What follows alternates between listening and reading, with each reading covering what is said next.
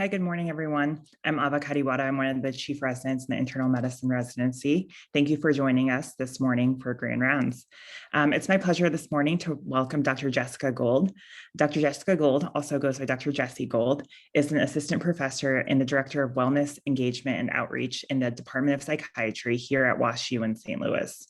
She works clinically as an outpatient psychiatrist and primarily sees college and graduate students, as well as faculty, staff, and hospital employees, and in her administrative role has helped with the hospital's mental health response to COVID-19.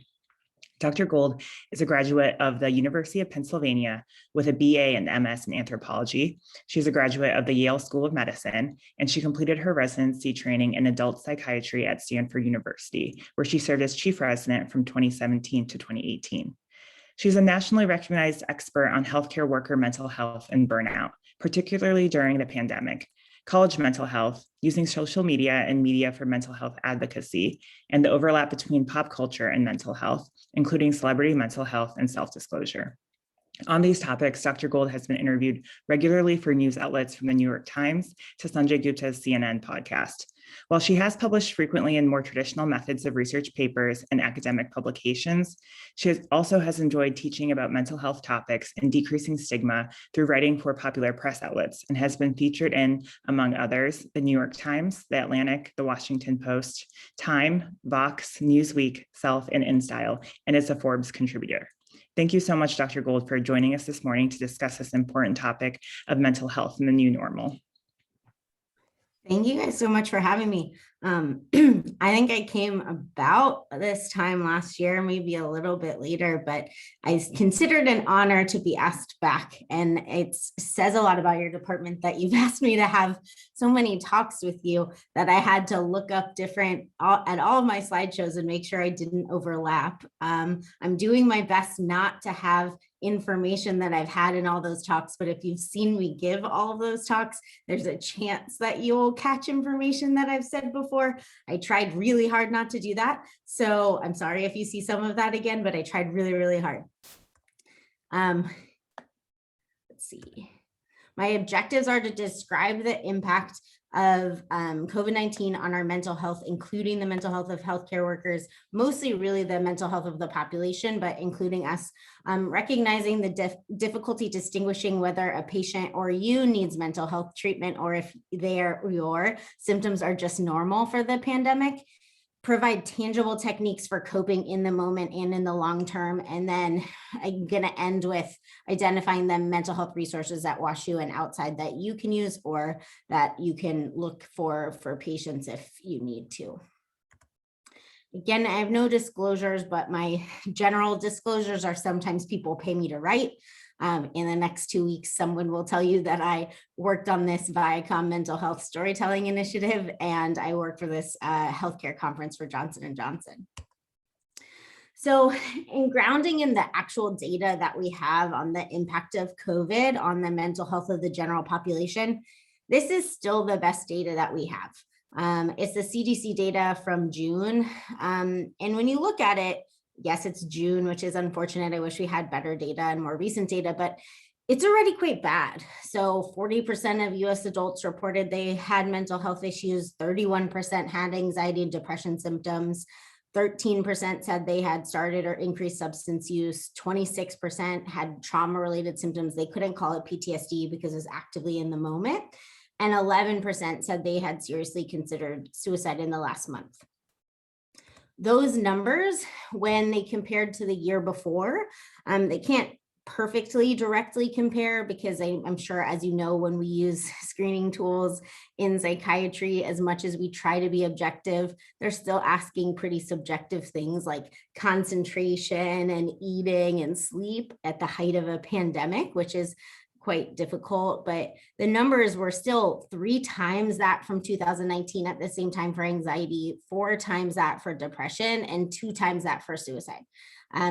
That's pretty high for already just the June time. And, I mean, at June, that was right around, we had already been quarantined or had social isolation. So we already had a lot of mental health stressors, but I've been seeing a lot more depression at the 1 year mark, so I do think that those numbers will change. When you look at those numbers as they break down, there are populations that were disproportionately affected. The ones that were most affected are the 18 to 24-year-olds. That's an often neglected population that I particularly focus on. Unpaid caregivers, Hispanic and Black adults, essential care workers, and then not particularly in this study, but something that comes up repeatedly, people with pre-existing psychiatric conditions.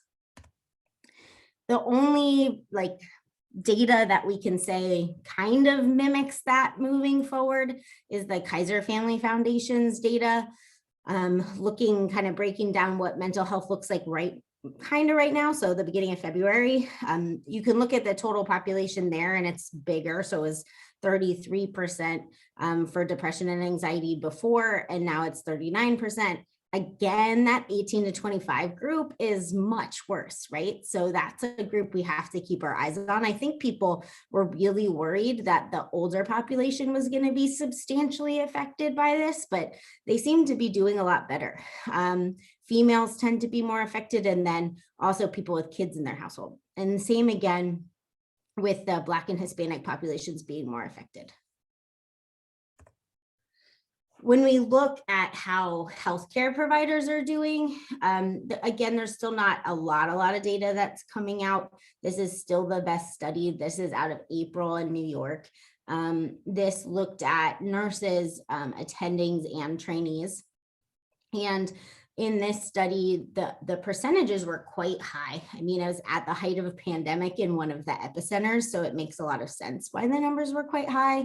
But in those numbers, 57% of the healthcare workers had acute stress, which is equivalent to PTSD. They can't say PTSD because the trauma is still active and it's not within a month. 48% had depressive symptoms and 33% had anxiety. 75% of people had at least moderate insomnia. So that just basically means most of the people they talked to were not sleeping at all. 65% reported feeling lonely and isolated. I think that number is pretty interesting because most of those people were going into work in person, right? And in teams.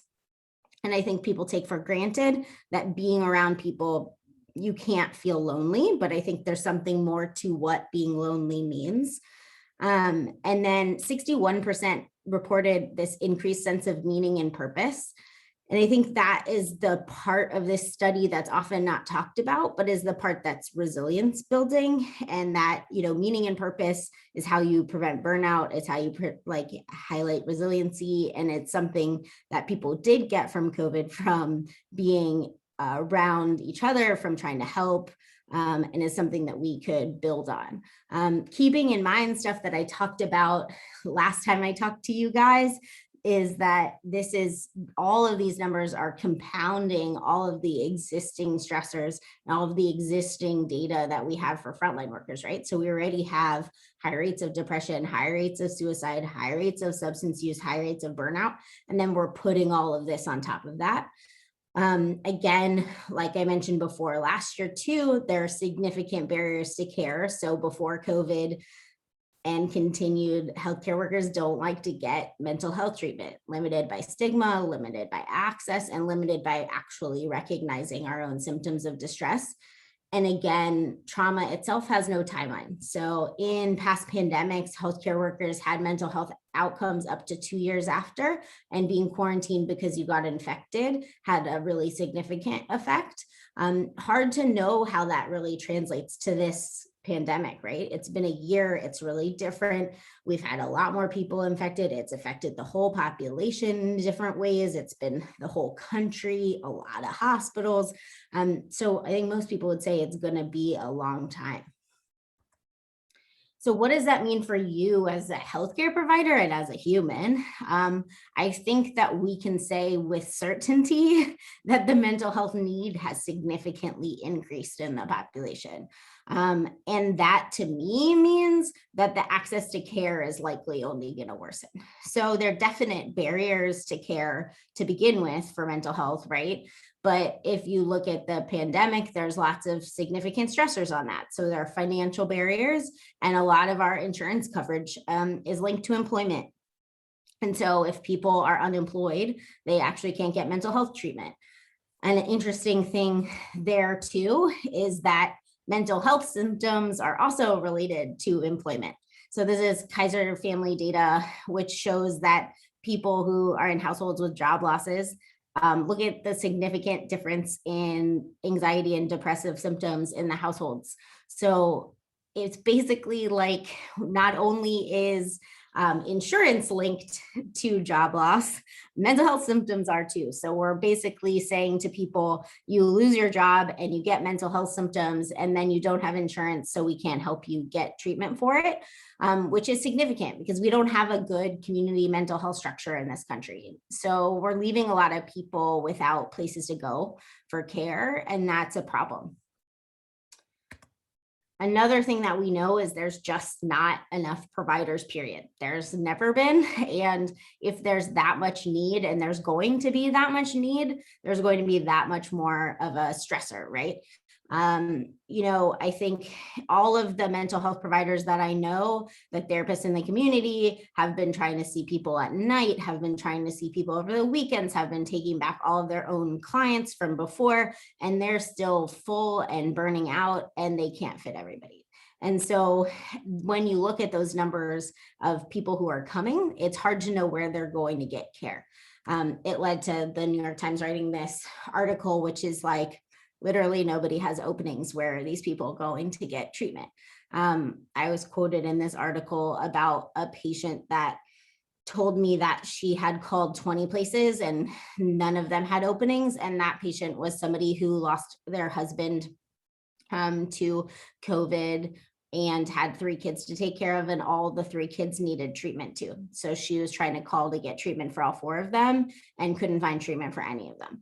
And for me as a psychiatrist, pretty much everybody that I see needs therapy right now. Like, not a lot of things can be fixed by medication. So I think the therapists are really strapped, and it's definitely something that you'll notice in your clinics. And the biggest concern for that, I think, for people is this idea of like deaths of despair, which is probably something that you've seen as a buzzword in the media, which is why I put it in here, which is this concept that was described in 2015 by these economists, which was meant really intentionally to describe white men and women without 4-year college degrees that were dying of suicide, drug overdoses, and alcohol-related liver disease at unprecedented rates, basically at a time when people were losing their jobs and they weren't getting quality jobs. But it's not new. And it was happening in 2017. It was happening before the pandemic. And it just started to get basically attention in the pandemic because people wanted to open up the economy and wanted to put this like big heavy word on it. And we knew that suicide rates were also increasing before the pandemic. So they were increasing in the US over the last 2 decades. 2018 had the highest suicide rate in the US since 1941. And the CDC just released the 2019 data. And that was actually the first time that the rate of suicide in this country has decreased in 10 years. And it decreased by 2.1%.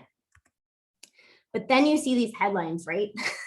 Which are like, for months, he helped his son keep his suicidal thoughts at bay, and then came the pandemic.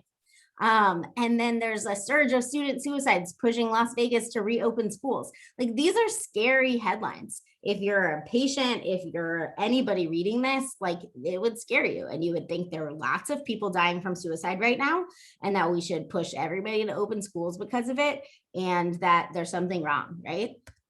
But it's really important that we don't conflate risk with actual completion of suicide, right? There's tons of risk factors right now. There's high rates of suicidal thoughts right now, which I showed you. But we need to be sure that we're not saying that having high risk is the same as having high rates, right? So high risks, there's risk because of economic stress, there's risk because of social isolation, there's risk because people don't have as big of access to their like religion and community. There's risk because I just told you there's less access to treatment. And people have risk because they have chronic illness or medical problems, right? And gun sales as well. And right now there's 2 mass shootings, and sometimes that can lead to triggering more. But just because a risk factor is there does not mean somebody actually complete suicide. Otherwise, there's no purpose for my job. And otherwise, suicide prevention as an existence as a field has no purpose. So I think it's really important that we don't conflate those. And also, if you look at the data from other big national disasters, things like September 11th, things like other terrorist attacks, there's this thing called the pulling together effect, which is that after tragedies and during them, actually, people, they have a shared experience, which tends to strengthen social connections and bring people together. So people often think that the numbers won't actually go up because of that. And if you look at the data that we have so far, it doesn't look like they have.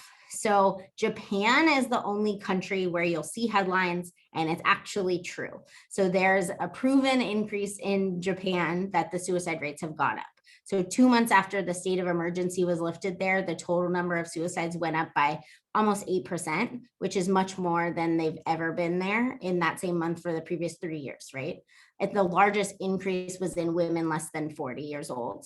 But if you look at our data, which is limited because we actually only report suicide data yearly, which you can tell because that's why the suicide data from the CDC is only from 2019 and catching up. Certain counties, certain cities, certain states do it differently, which is kind of why we're saying it doesn't look like it's increasing. We have some Massachusetts data, we have some other places we're kind of going off of, but what we have so far doesn't look like it's increasing. But what we know is you should be screening and you should be talking about prevention. And when you have a person with a lot of risk factors, you should be doing as many interventions as you can. But what is true is that drug overdoses have gone up. So when they talk about these deaths of despair, what's a fair topic is drug overdoses. So we definitely do know that that has gone up. This data is significant, right? So if you look at this, it went 18% to 29% to 42%. And the reason people think that's true is that because of social isolation and sort of like lack of availability of certain drugs or lack of access to your dealer, people have been using different kinds of drugs. That has shown up in people's urine. Because of social distancing, people have been using drugs alone. And so they're actually not using it near someone who can call 911 or near someone who can use Narcan. And also treatment centers and drug courts and things that really keep people on track have been closed or virtual or scaled back significantly. And so people have relapsed because of that. So what does all of that mean? You know, to me, it means you're going to see a lot of mental health in internal medicine. For better or worse, I know you do anyway, but I think you will see more. And I think that is just going to be something that might happen for a while. So part of when I was thinking about planning this talk, I was thinking you're both going to be a patient and could be a patient, but likely going to be a person who will be the doctor for a lot of these people. And so I wanted to talk about how difficult it is and has been for me to distinguish whether someone has symptoms that are just like I'm struggling from the pandemic or I need to be treated for what's going on. The most common thing I'm seeing right now is just people saying they're tired. So it's by far the most common thing that I'm seeing. I think it's in part because of this, like this thing that people are talking about, this like pandemic wall of sorts, which is like, it's been a year and this year's been exhausting. But I also think it's related to anxiety. So anxiety evolved as a way to predict threat and run from threat, right? So if as an animal running from a predator and to make sure that the environment is safe, we're constantly detecting the safety of an environment. We're constantly trying to make sure that we're not being attacked by something. And to do that, the sympathetic nervous system's activated, the fight or flight response activated, which means our heart rate's up, our muscles are tightened, our blood pressure's rising.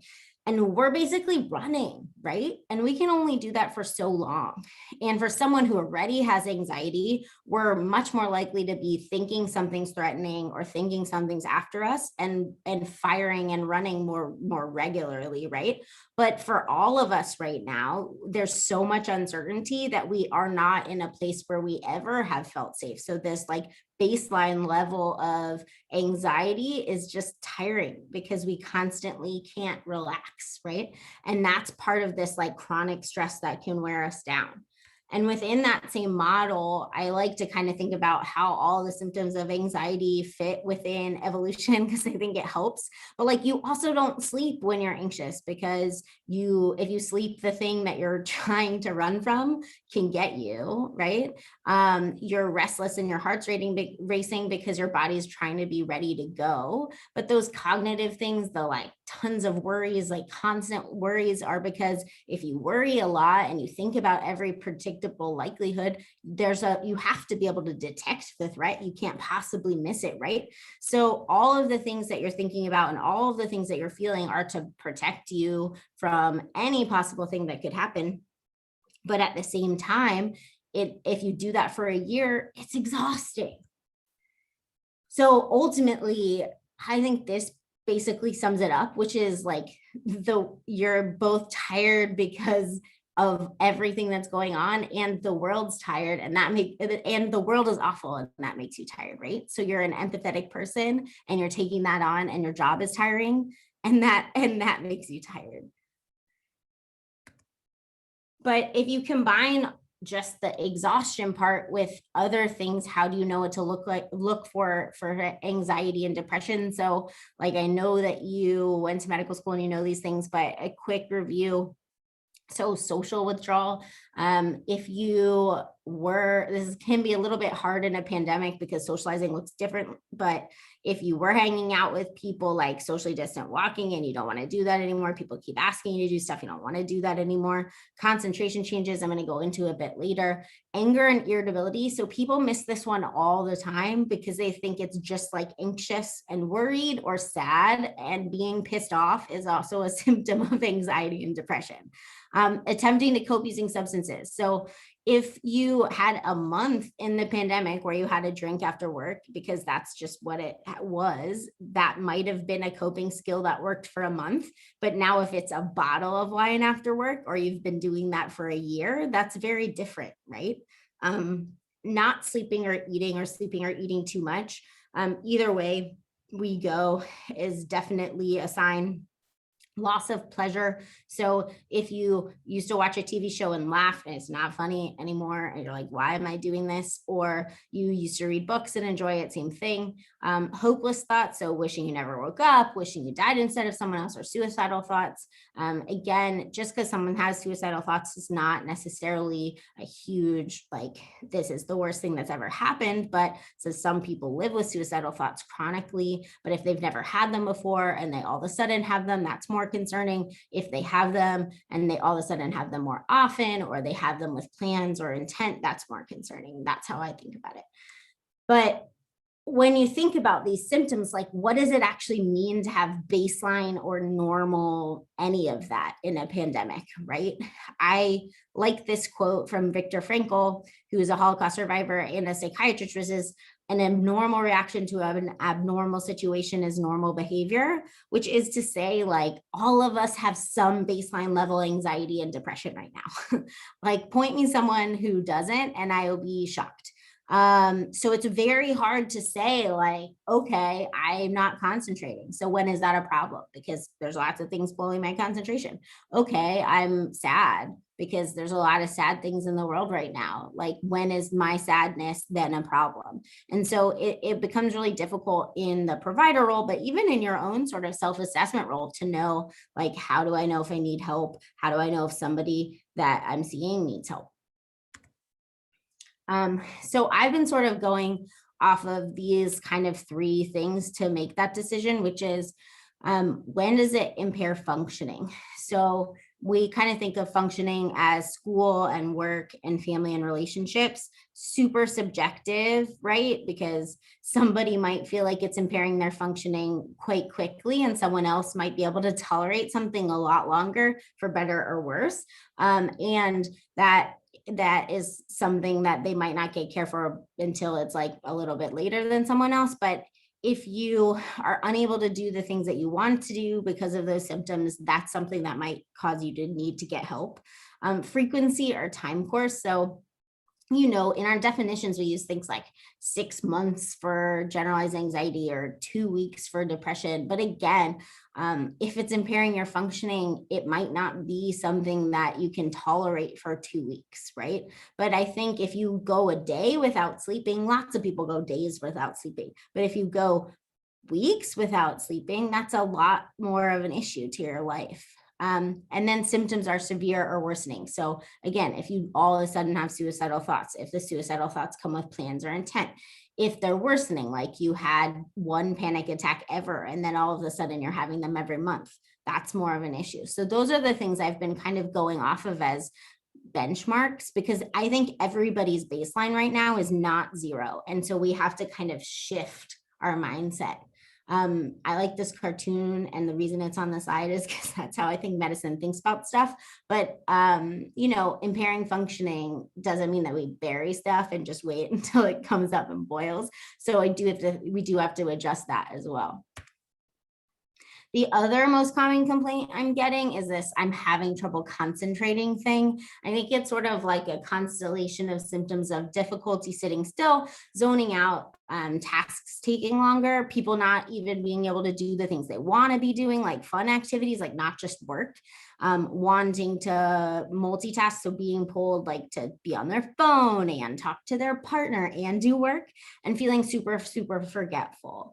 Again, there's so many possible causes, one of which is they're working from home and there are so many distractions. But at the same time, not sleeping makes you not be able to concentrate. Anxiety makes you not be able to concentrate.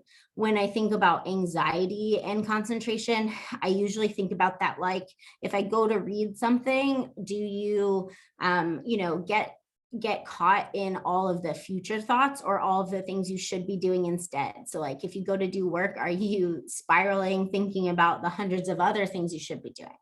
Depression makes you not concentrate. To me, somebody who's depressed and not concentrating often is a person who's rereading the same sentence 50 times. Like you just can't do the work.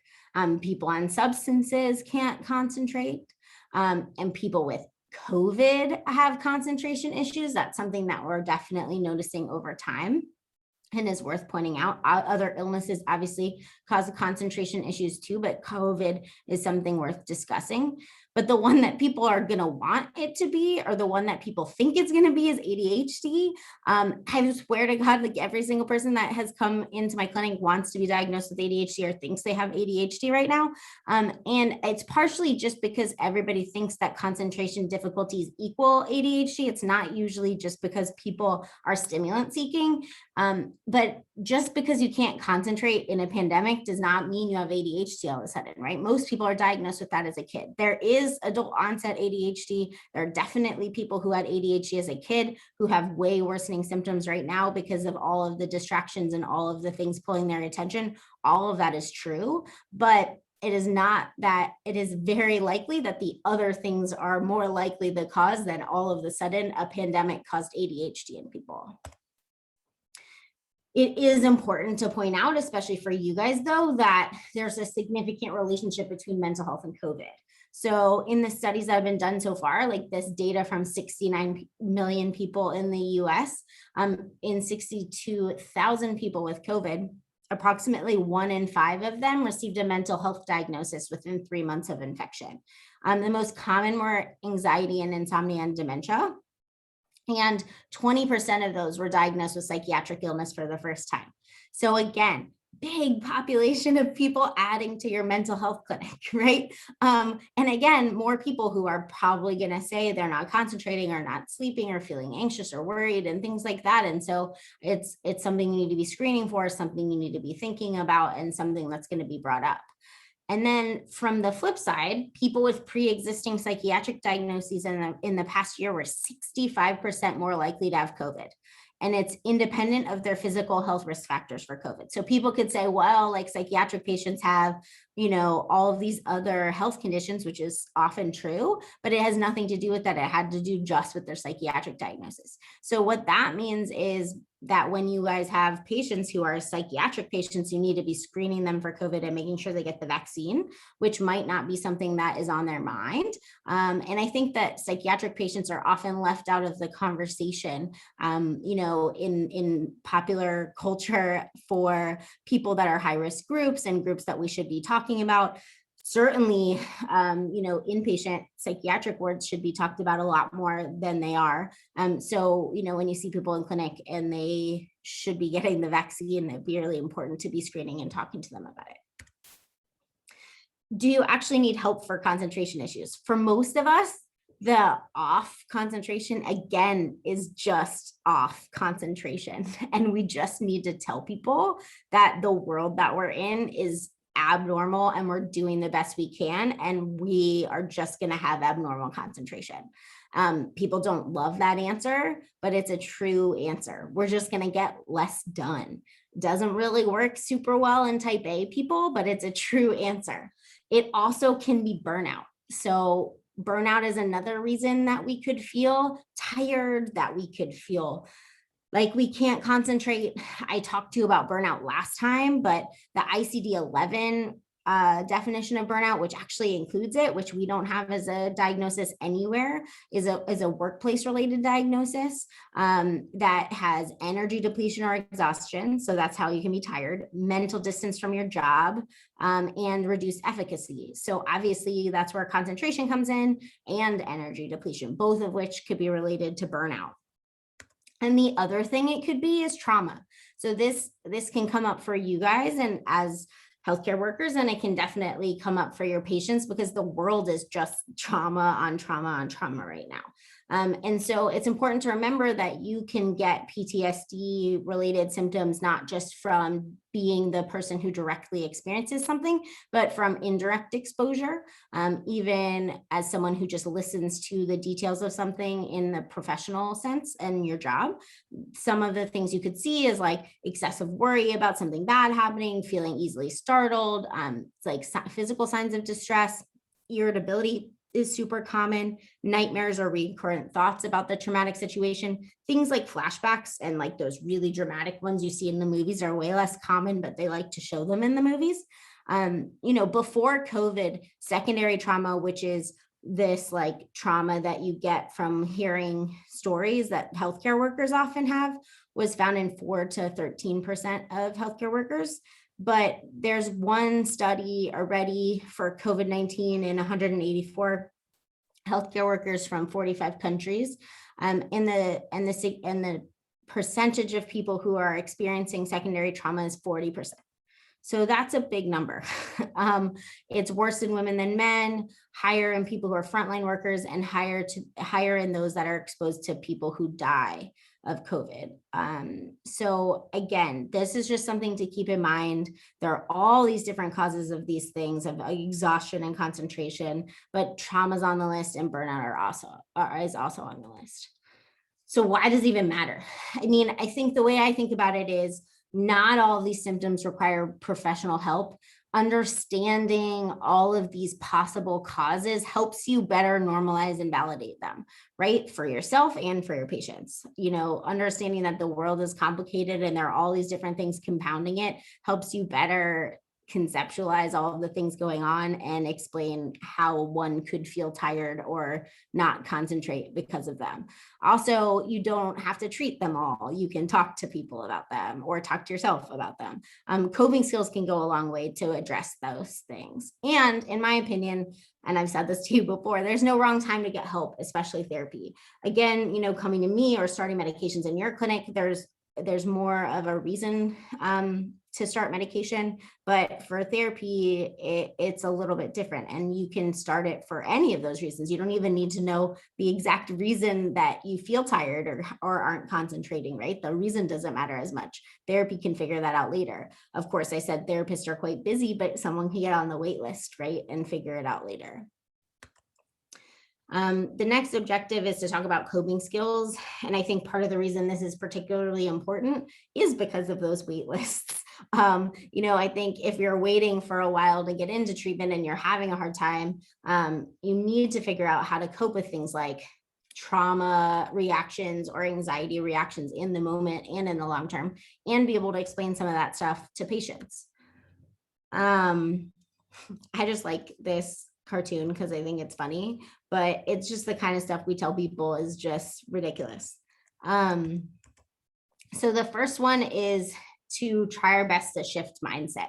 So I think it's really hard to do that because uncertainty is everywhere, continues to be everywhere. It's a bit better in how the uncertainty is because of vaccines, but what's causing uncertainty now is, what does the workplace look like? What will work look like when I go back to it? Will it feel the same? Am I going to be completely in person, and will I not be? When will my kids go back to school? What will that look like? Things like that. So there's still things that are uncertain, even if there may be different things.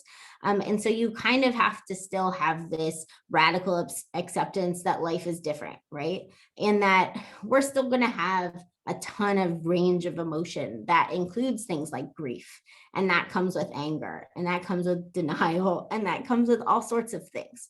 And you can't change the situation we're in. There's lots of things you can't change. It's been super frustrating as a psychiatrist to have people come in and be really sad and have a lot of pain and not be able to help a lot of the pain, but I can sit and listen and do the best I can that way. But really all you can change is helping people cope with it and helping people with their perception of what's going on. And so I've been a big proponent of trying to, support the serenity prayer, because, people who live with like chronic illness or in the recovery community have done a really good job living day to day. And part of that is they think about the things they can change and the things they can't. And the serenity prayer basically centers that, which is the thing on the side. And that helps you distinguish between them. One way you can do that yourself is when you're in the moment and feeling super overwhelmed, you can sort of go, okay, like, what am I super overwhelmed about? What are my worries? What's causing me distress? If you can do that in your head, more power to you. If not, write them down. And then when you write them down, look at them and say, which of these things actually can be done right now? And what can I actually do anything about? Of those things, the ones that you can do something about, then work on those. The rest of them, just try not to focus on right now. It's really hard to do, but you can do it. And then the ones that you can focus on, try to break those into smaller parts. The smaller things will make you feel like you're more self-effective, and that'll make you feel better. And then look only at like whatever the next step is of the smaller steps. So if you don't worry like 5 steps ahead, you'll also feel less anxious. Tip 2, in the moment trauma responses. So when we feel super anxious or super activated from a trauma in the moment, what happens is our body like basically shuts down because, that heart rate fight or flight thing turns on, or all of our worries take over our brain and we can't function. And so the way to get back to that is to ground ourselves in the moment and come back to being present. That's why we call it grounding. One way to do that is this 5, 4, 3, 2, 1 technique. It's really easy to remember, which is why people like it, which is naming 5 things you can see, 4 things you can feel, 3 things you can hear, 2 things you can smell, 1 thing you can taste. If you forget which sense goes with each, that's fine. Just switch them up. But it's just basically to make you go from all up in your head and all in your physical body too, and just like being more in the moment. If you can't remember that one or you don't like that one, sometimes people also just like to name like categories of things. So like if you like dogs, when you're really anxious, you can just start naming dog breeds, whatever helps. Another thing that people do will be on their desk or in their pocket or in their locker or in their car, and they'll keep like scents that can ground you when you feel anxious. Sometimes lavender and mint do that. Or things you can like grab or touch to just kind of ground you in the moment. So like stress putty does that, or stress balls, which is why people have those. Breathing, deep breathing is like probably the most used healthcare worker skill that exists. So I asked a bunch of healthcare workers on Twitter what they use for coping. And I was like, oh, this makes a ton of sense why every single person says breathing. Because if you breathe, no one can tell you're using a coping skill, because you breathe all the time, right? And so all of these healthcare workers recommended this box breathing thing, which all it does is you like breathe in for 4 seconds, hold it for 4 seconds, breathe out for 4 seconds, hold it for 4 seconds. All anyone would see you doing is breathing. And I think that that's part of the reason why deep breathing is so effective for healthcare workers is you can do it at any time. It's short. You can change your emotion based on breathing, and it requires just a little bit of practice. The reason you have to practice it is if you're feeling super in the moment, it's hard to say breathe, right? This Breathe to Relax app is free. You can try it at home and see what that's like. Another thing to do, the one that person says at the top, is called progressive muscle relaxation. It's kind of just like flexing and contracting different muscles, and you can breathe at the same time or do it in between breaths. You can do that at work too if you wanted, because you could just do the muscles that are less obvious, like your hand muscles, or just your fingers. But that just also brings you back into the moment, because all you're doing is like activating your muscles. All of those things are really easy to do and quick, because I think the other thing people brought up on Twitter too is that in the moment as a healthcare worker, you can really easily bring yourself back to coping without even realizing that you're doing that. So we don't spend a lot of time on ourselves. We don't have a lot of time to spend on ourselves, but there are these little moments in the day that we could do that. So washing our hands, right? So we were taught to sing like happy birthday and stuff like that, but I don't think that's very helpful or relaxing to people, right? But instead of singing like a song that's not relaxing, you could like pick a relaxing song, or in that time where you're washing your hands, you could ask yourself how you're doing. You could think about something that is relaxing. You could do a meditation in your head. You could work on breathing. You could do whatever that it takes to do to recenter and feel better. You in the moment in the hospital, if you get a second, you could go for a walk outside and take a little bit of a break. That can be really helpful for people. Sometimes people walk the floor or walk the stairs for a break and relaxation, because that's also, sometimes people are more physical. That can be helpful too. Tip 3, the longer coping strategies. So sometimes people, you need to practice these because you have to have some things that, require a bit of practice and that are more integrated in your day-to-day life. Those are things like meditation. Like these are the most common apps: Headspace, Calm, Insight Timer, 10% Happier. Those all require practice. Like you couldn't just do like meditation once and like it, I promise, but it just, if you do it, there's a lot of evidence that it works. You could go, if you're a person who likes to do evidence-based coping, mindfulness and meditation is probably the most evidence-based strategy you could possibly use. Tons of even like brain scan evidence that it works, and they brain scan people who've been doing it forever. But if you do it once, you definitely won't like feel like it did anything. So you have to try it more than once. Another thing people like to do is journal. You only have to do it about 15 minutes a day, 2 to 3 times a week, which is another reason that people like to do that. It doesn't take a lot of time. You can use your phone, you can use paper. I use paper because I'm sick of a computer. One thing people have been doing is gratitude journaling, which is just because saying things you're thankful for can help build resilience by focusing on hope. I grabbed this tweet as well from that list of things, because gratitude and focusing on gratitude in teams and at home in your family can also just be something that adds hope to your day, particularly in the pandemic. So this person said that they list 3 things they're thankful for each night before they fall asleep, and reflect on one thing they learned that day and one thing a patient helped that one patient that helped get them through tough times. I think that's also a way to sort of ground you in purpose, and that can be really helpful for, reminding you about what you do, reminding you about the things that give you that you like about your job when you're burnt out. That can be a good thing. Tip 4, boundaries for self-care. We do not have good boundaries. We're not good at this. We don't say no enough. We don't learn to say no. So one thing to do is try your best to take breaks. It's really hard to do, I get, and it's really like easier said than done, but trying to take breaks as much as you can. The research is like no exact science to how long you need to take breaks, but try to take short breaks 5 to 15 minutes every hour, and then a longer break, at least 30 minutes every 2 to 4 hours. That's kind of what they say if you had an ideal ability to take breaks. And during the break, what you should be doing is not working, getting off of a screen, getting out of your chair, like doing something that doesn't involve thinking and interacting with other people. And if you can't break, try to switch tasks. And other limits you can do is reducing notifications. So turning off the notifications on your phone or your computer, or only checking at specific times, like on only going to your work computer for notifications for work emails.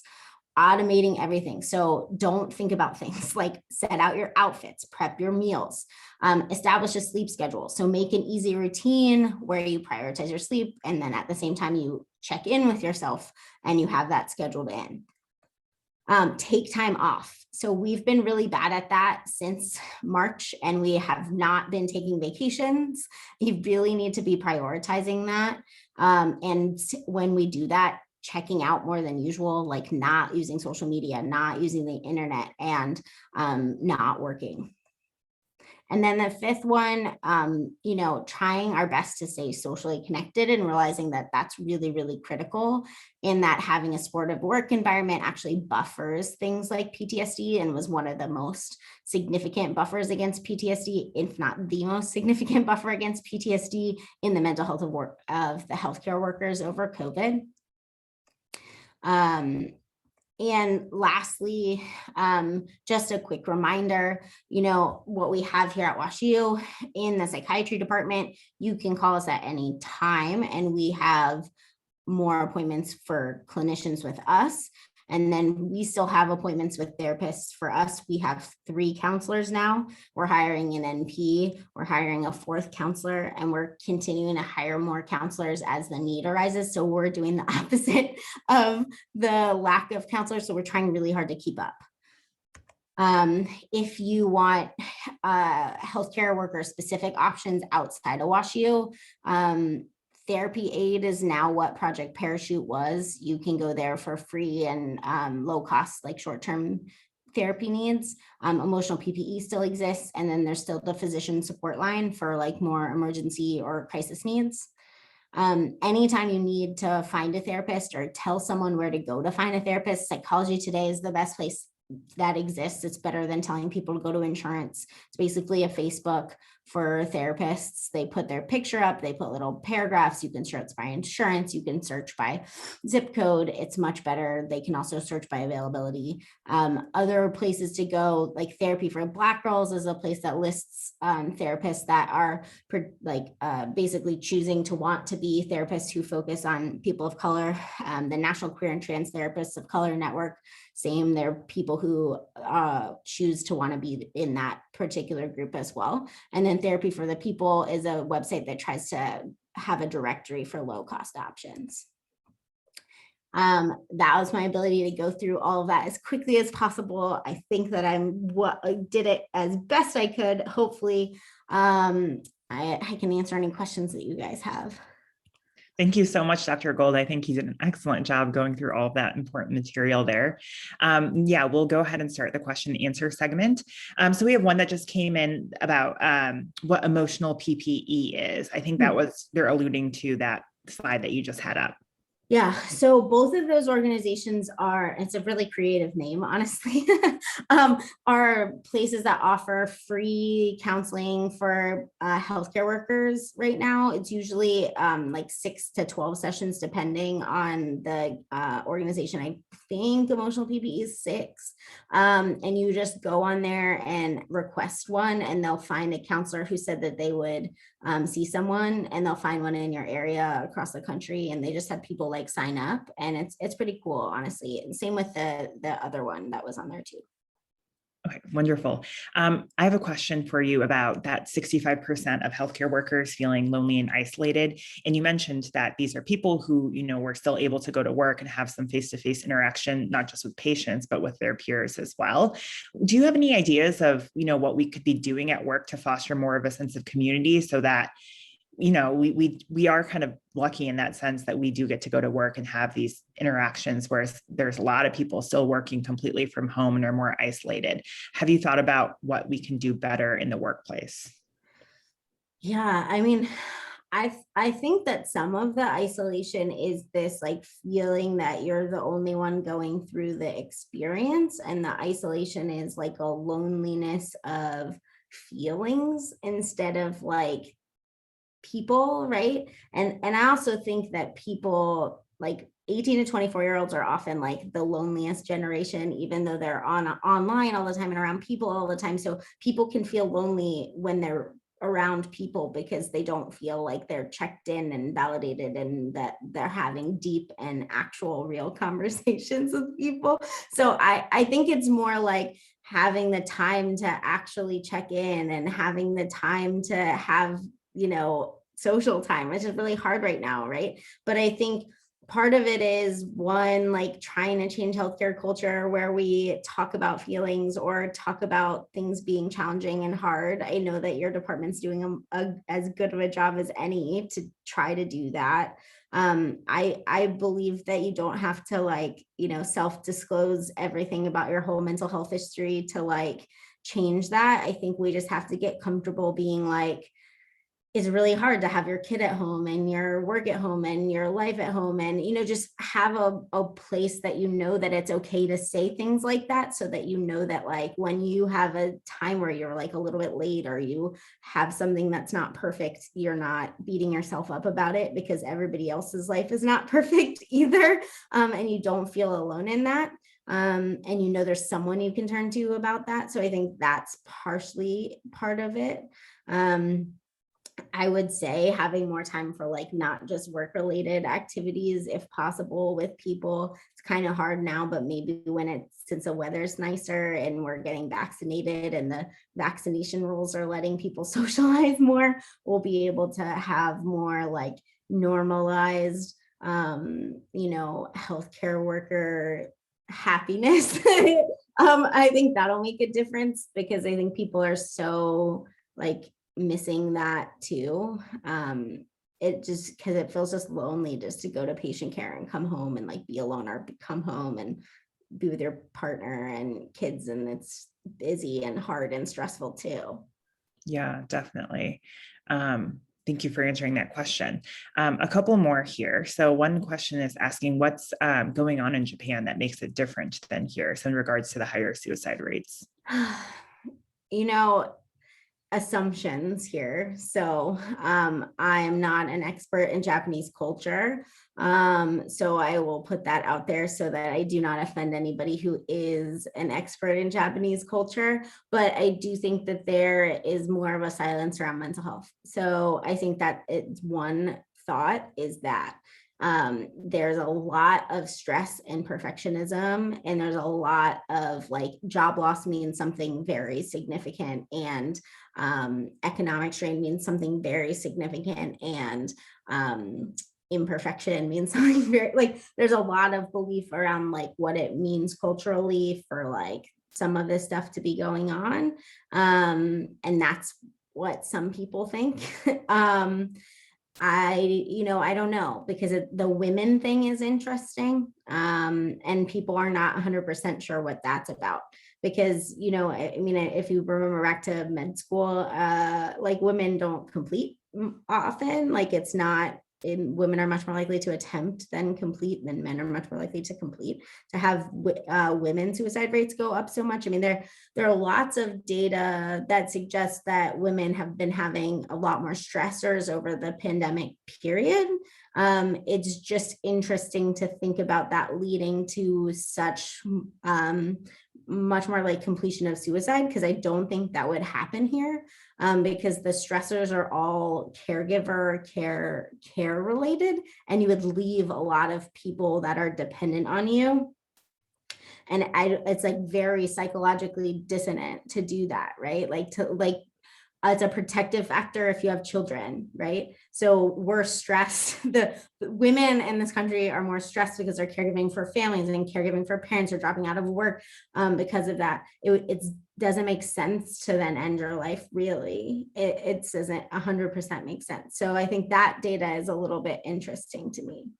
Yeah, that's definitely interesting when you think about that protective factor and how that would play a role. The next question here is, does everyone wearing a mask become a barrier to communication and connection? Yes, I think I think it does. I think it, I mean, in talking to healthcare workers who work in clinics instead of in the hospital, who never had to wear a mask before, that one change has led them to so much anxiety and sadness about their job. You know, it has made like such a barrier to feeling like they're able to connect with patients, and feeling like they're able to empathize as much or like do their job the way that they used to. And I think even when, you know, you guys like more than me, like were in full PPE in clinic and would have never had to have been in full PPE in clinic, the full PPE like barrier to doing patient care and like touching someone and like you would have just like touched someone felt very like odd and like you weren't actually being human with someone and doing your job in the same way. And like when people talk about that, it caused like significant emotional distress to people because the way that they conceptualized their job was like very interrupted by this physical barrier. And I do think like masks are obviously less than full PPE, but it does cause strain to people to not be able to fully express themselves or fully feel themselves in a job that was not like that before. I mean, I'm a psychiatrist, right? I haven't gone back in person in part because I don't want to wear a mask. And I could go in person. I mean, not all my patients want to, and I'm going to probably have to do a hybrid model, and that's more complicated. But I think I don't like the idea because I don't think I can do my job as well in a mask. And it does cause a barrier. I think it does for peers too, because you can't hear as much and you can't really understand what someone's saying. So you're kind of like, wait, what? And you're asking, and then it's weird to ask, and that adds another barrier. So I don't know. I mean, I think team communication is probably affected. I don't work in a team, so I can't tell you as much, but I think that what I hear from people, it is. Yeah, definitely. A lot of significant challenges with patient care and just team dynamics, you know, meetings on Zoom, everything has changed. Okay, I think this will be the last question here. So it's a looking forward question. What do you anticipate as far as mental health concerns in the public as things start returning to normal? So thinking about introverts who are actually dreading going back to work, or people missing being around their kids, spouse, pets during the day, etc. I think that is a very good question because people are underestimating all of that.